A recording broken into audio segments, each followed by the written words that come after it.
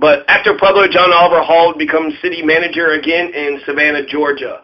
So, I mean, this man is one of the most accomplished men ever. April 6, 1954 should be celebrated in Pueblo to the end of time. We should have a fireworks demonstration that is bigger and better than the 4th of July. April 6, 1954, the year that Pueblo City became its own government, its own city, when we started running shit for ourselves here, 1954.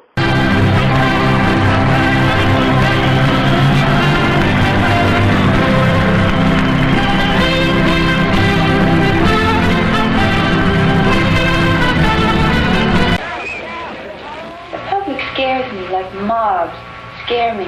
But people, individually, and you look at their faces, they react to you, you react to them. That's something you can trust.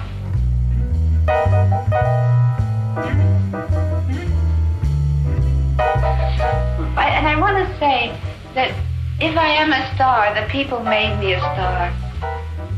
There was no studio and no person. But the people did. There was a reaction. So John Oliver Hall, he's the city manager, and he was the one that established 1954 charter in January 17th of 1955, so just a few months. So actually, let's see. Overall, it took about 6 months, right? November, they voted for the charter convention. January, they voted for the charter delegates. So that's 2 months right there. And then April, so February, March, April, 5 months, right? It took them 5 months. November, 6 months, 5 to 6 months. So about 5 to 6 months from the time that they voted for a new charter to the time that they got a new charter. So maybe people might argue the Strong Mayor Amendment is supposed to quickly change the government, but it's doing it all backwards and illegally. I mean, they're creating an Illuminati. They're creating a secret government. I share the sense of shock and dismay that the entire nation must feel at the despicable act that took the life of the nation's president. On the personal side, Mrs. Eisenhower and I share the grief that Mrs. Kennedy must now feel.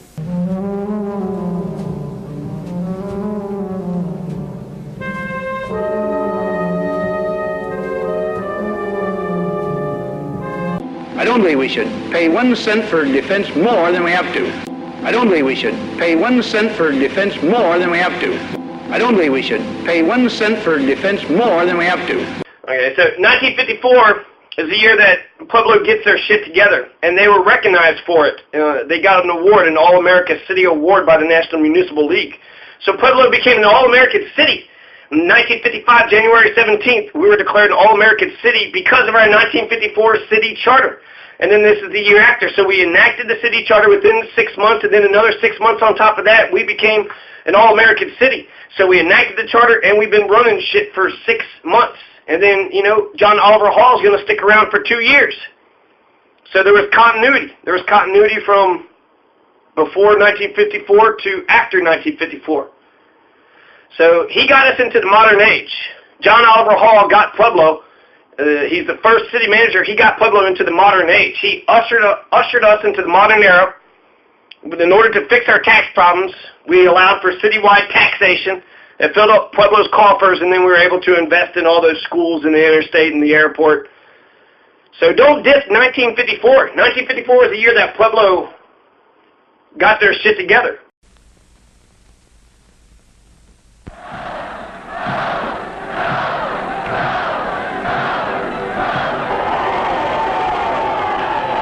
It's football time. And every Saturday afternoon in stadiums all over the country, you'll see young men, like this one, watching the games and enjoying themselves. But 4 years ago, it was a different story. 4 years ago, many of our young men were on Heartbreak Ridge in Korea.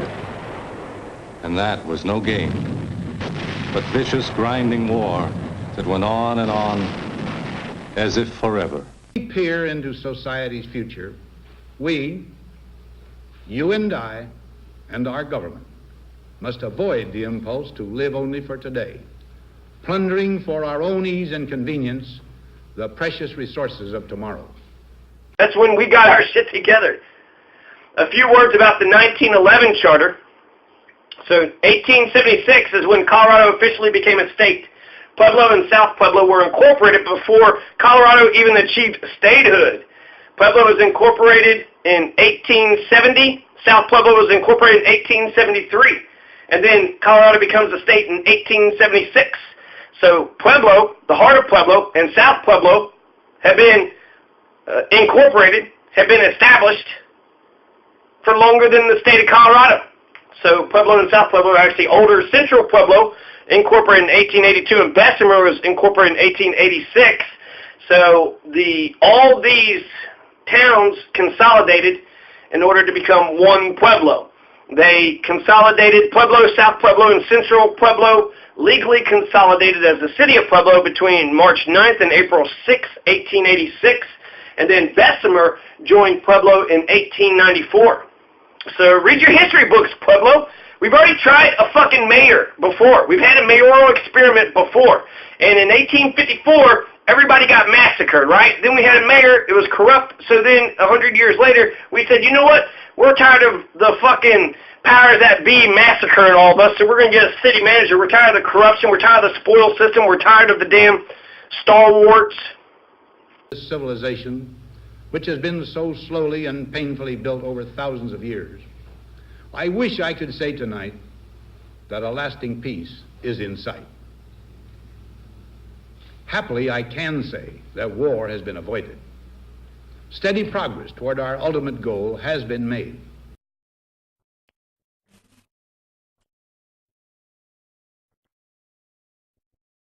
From the broadcasting room of the White House in Washington, D.C., we bring you a special message to the people by the President of the United States, Dwight D. Eisenhower. Ladies and gentlemen, the President of the United States. My fellow citizens, tonight we greet with prayers of thanksgiving the official news that an armistice was signed almost an hour ago in Korea. Before the 1911 city charter, Pueblo was ran by a mayor, along with an auditor, city attorney, city clerk, city engineer, water trustees, and elected aldermen. So they had a system before 1911. The city charter was implemented, right? They had a mayor, an auditor, a city attorney, city clerk, city engineer. My God, we don't even have a city engineer today. I don't know if we have a city attorney.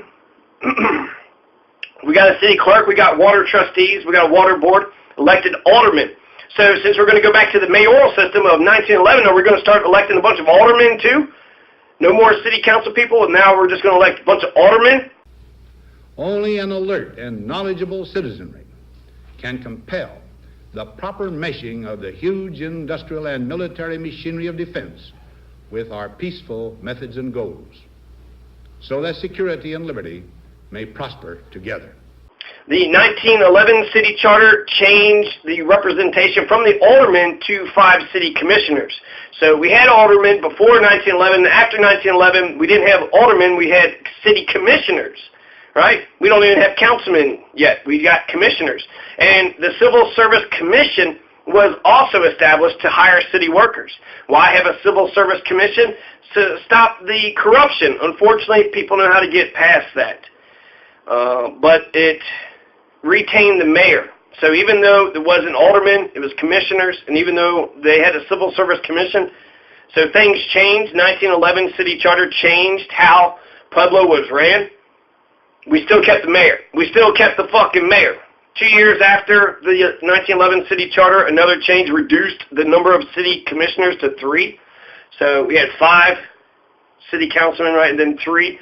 So we only have 3 now. How can anybody represent anything with 3? My God, it's like the county. I mean, the county of Pueblo, they only got 3 commissioners, and what millions of dollars? How much money do they even have?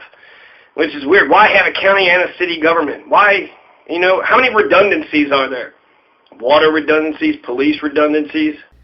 We annually spend on military security alone more than the net income of all United States corporations. Now, this conjunction of an immense military establishment and a large arms industry is new in the American experience. The total influence, economic, political, even spiritual, is felt in every city, every state house, every office of the federal government. We recognize the imperative need for this development, yet we must not fail to comprehend its grave implications. The influence of large federal investments in Pueblo, first for post-1921 flood repairs and then later for a New Deal work relief programs to improve the city's crumbling infrastructure, led to an arrangement akin to a caretaker government that managed such federal projects in a wide range of improvement districts. The municipal structure of Pueblo under the 1911 charter lacked authority. They didn't have any authority, so they wanted to have something with teeth. They wanted a powerful person, and that's why they chose the city manager. Since we have state power, and then the city manager can do as the fuck as he pleases with that state power, we got a strong person now. So if there's a person in mind that they wanted, I mean, Steve Noraki, he could become the city manager of Pueblo in a year. He could apply in a year after he steps down. So if you wanted Noraki to run Pueblo, I mean, get him to be the city manager. Just because people are stupid and don't know how the fuck our system works, that's no reason to change the whole damn system. You have council people. They are your representative, and if you have an issue, you go to them, and then they are the ones who hire and fire the city manager. So we at least have a check on the city manager. We could fire the city manager very easily through the legislative process, but now if we have a mayor, we would have to recall them, which is very cumbersome and very unlikely. So we're just basically allowing the strong man to be more strong, the executive branch to dominate over the legislature branch, because the legislative branch is so shitty.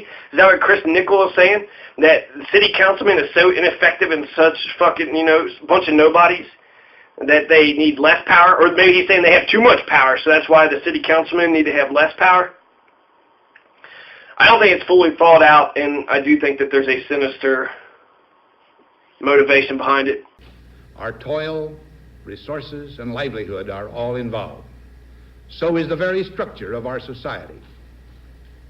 In the councils of government, we must guard against the acquisition of unwarranted influence, whether sought or unsought, by the military-industrial complex. The potential for the disastrous rise of misplaced power exists and will persist. We must never let the weight of this combination endanger our liberties or democratic processes. We should take nothing for granted. I don't believe we should pay 1 cent for defense more than we have to. But threats, new in kind or degree, constantly arise. Of these I mention 2 only. A vital element in keeping the peace is our military establishment. Our arms must be mighty, ready for instant action, so that no potential aggressor may be tempted to risk his own destruction. Our military organization today bears little relation to that known of any of my predecessors in peacetime.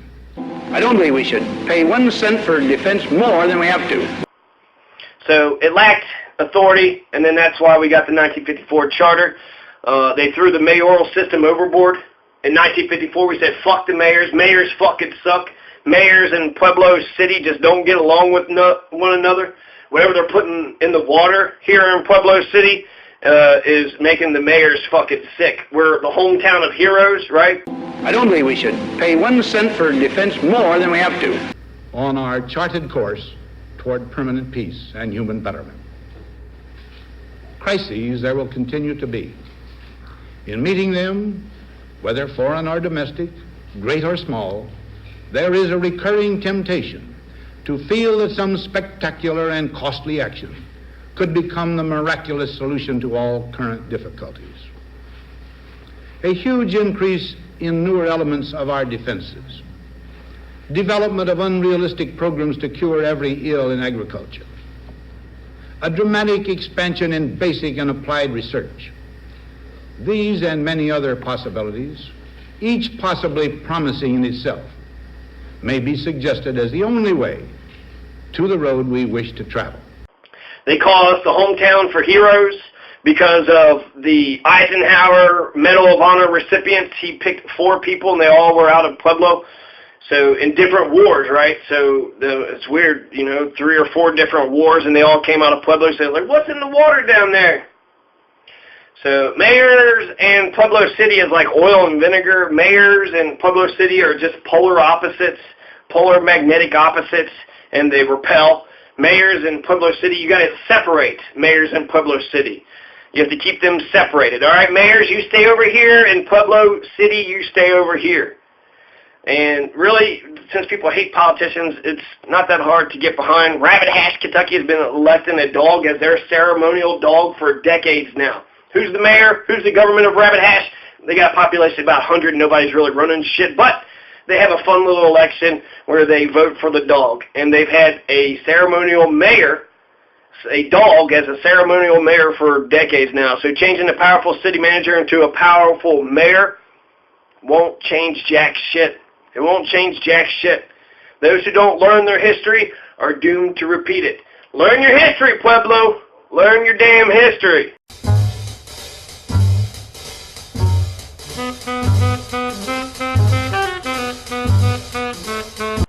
And then give credit where credit is due. I mean, Eisenhower, he was a piece of shit. He elevated Nixon. He had the Operation Wetback. And then he's all about Sharia law. He's all about injecting religion, imposing religion upon us, making everybody say under God during the pledge. He's hating communists. He's hating dissent. Like what? Only right-wing fascists. That's the only way any American can be. We all got to be David Eisenhower soldiers. And if you're not a soldier, then what? Then what else are? What else is there? We're going to need doctors. We're going to need lawyers. We're going to need a civil society.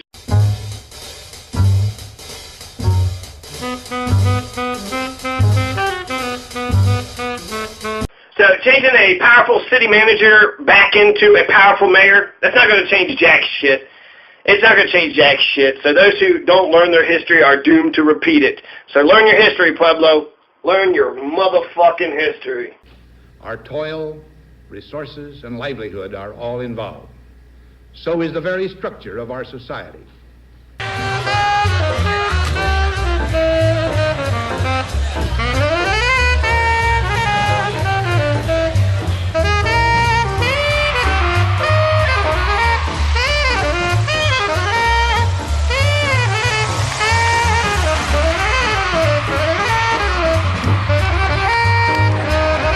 I don't believe we should pay 1 cent for defense more than we have to.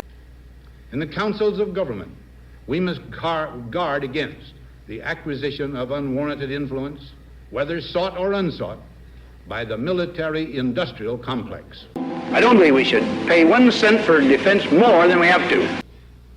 The potential for the disastrous rise of misplaced power exists and will persist. I don't believe we should pay 1 cent for defense more than we have to. We must never let the weight of this combination endanger our liberties or democratic processes. So that all may work for the good of our beloved country and thy glory. Amen. We should take nothing for granted.